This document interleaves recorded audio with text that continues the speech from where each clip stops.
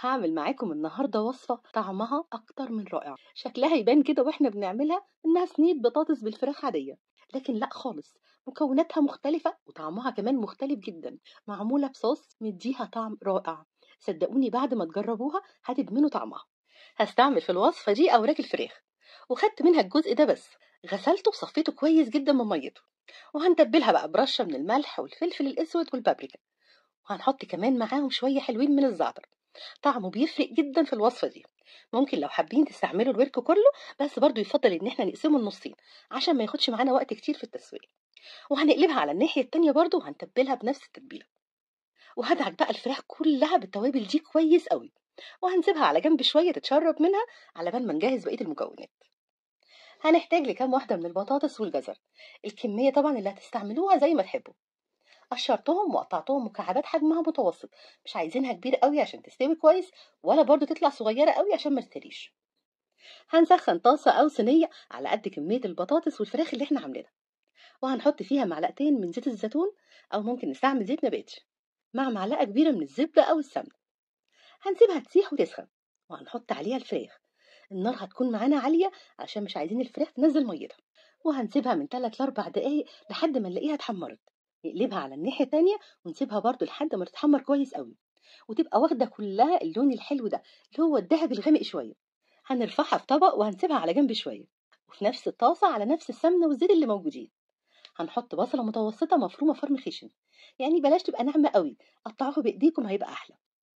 وهنقلبها تقلبتين بس تتشوح على نار متوسطة، وهنحط عليهم البطاطس والجزر ونقلبهم كلهم مع بعض، ونتبلهم برشة من الملح والفلفل، ونخلي بالنا ان احنا متبلين الفراخ كويس فما نزودش الملح قوي. وهنسيب بقى المكونات دي كلها على نار متوسطة من 7 ل 8 دقايق، وكل شوية نقلبها تقليبة لحد ما نلاقيها قربت تدخل في السوا. وعلى بال ما البطاطس تتشوح براحتها هنفرم لها كام فص من التوم، لو فصوص التوم اللي معاكم كبيرة خدوا 4 أو 5 بس.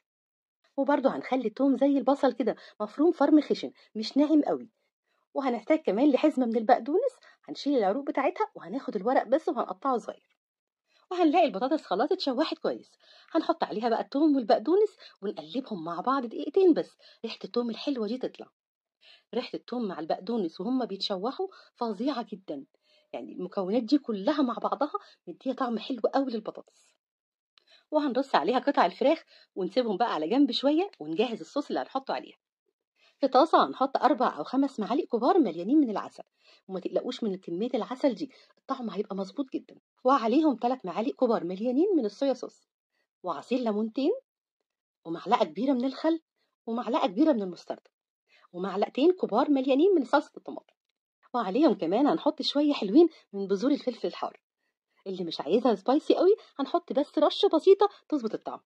وقلبوا بقى المكونات دي كلها مع بعضها كويس قوي لحد ما تسخن. لو لقيتوا الصوص تقيل قوي حطوا عليه معلقتين او 3 من الميه. وهناخد الصوص ده وهنحطه على الصينيه بتاعتنا، وهناخد بقى الصينيه الحلوه بتاعتنا دي وهندخلها الفرن. هنكون مسخنينه على درجه 200، هنحطها في الرف الاوسط، هتاخد من 30 ل 40 دقيقه، يا دوب المكونات كلها تتسبك مع بعضها وتكمل تسويتها، ونطلعها وتتقدم وهي سخنه.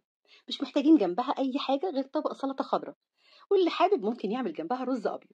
الفراخ مستوية كويس جدا، البطاطس والجزر كمان مستويين ومحافظين على شكلهم مش مهريين. الصوص بقى اللي فيها ده طعمه رائع، جربوها ومتأكدة انها هتعجبكم جدا.